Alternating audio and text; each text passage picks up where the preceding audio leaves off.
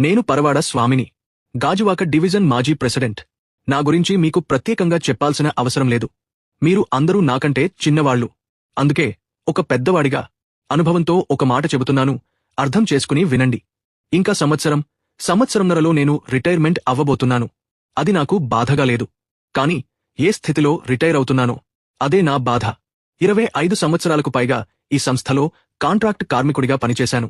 ఇంతకాలం పనిచేసిన తర్వాత కూడా కాంట్రాక్ట్ లేబర్గా రిటైర్ అవుతున్నాను అని చెప్పుకోవడం నిజంగా సిగ్గుచేటు పరిస్థితి.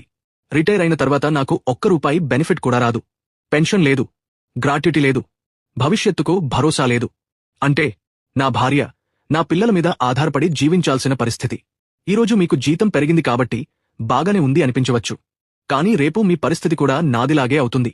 ఇంకా 18 నెలల తర్వాత నేను ఎవరి మీద ఆధారపడాలి? ఎవరో ఒకరు చేతి పట్టుకుని నడిపించే స్థితికి వెళ్తున్నాను. ఇది నా జీవితంలో వచ్చిన బాధ. కాని నా పరిస్థితి మీలో ఎవరికీ రాకూడదు. అందుకే చెబుతున్నాను, ఇప్పుడైనా ఆలోచించండి. ఇప్పుడైనా పోరాటం చేయండి. మీరు ఇంకా యువకులు. ఇంకా జీవితంలో చాలా చూడాల్సి ఉంది. పిల్లలను పెద్దవాళ్లను చేయాల్సి ఉంది. కాని మన పరిస్థితి మాత్రం బానిసల జీవితంలా మారుతోంది. ఇప్పటికే సర్వీస్ ఇన్సెంటివ్ అంటూ ఒక వర్గం, ఆప్కాస్ అని ఇంకో వర్గం. రేపు కొత్త పియాసి వస్తే మరొక 3వ కేటగిరీ కూడా వస్తుంది.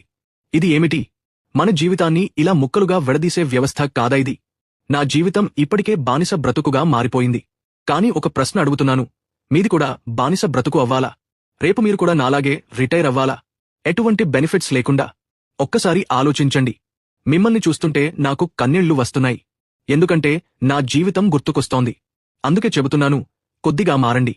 ఒక్కటిగా నిలబడండి. మారకపోతే రేపు నాలాగే చేతులు చాచి జీవించాల్సిన పరిస్థితి వస్తుంది. అందరం కలిస్తేనే మార్పు వస్తుంది. కలిసి పోరాడితేనే హక్కులు వస్తాయి. నేను రిటైర్ అయ్యేలోపు నాకంటే మెరుగైన జీవితం మీకు ఉండాలి. అదే నా కోరిక. అదే ఒక పెద్దవాడిగా మీకు చెబుతున్న చివరి మాట. వినండి, ఆలోచించండి, ఒక్కటిగా పోరాడండి.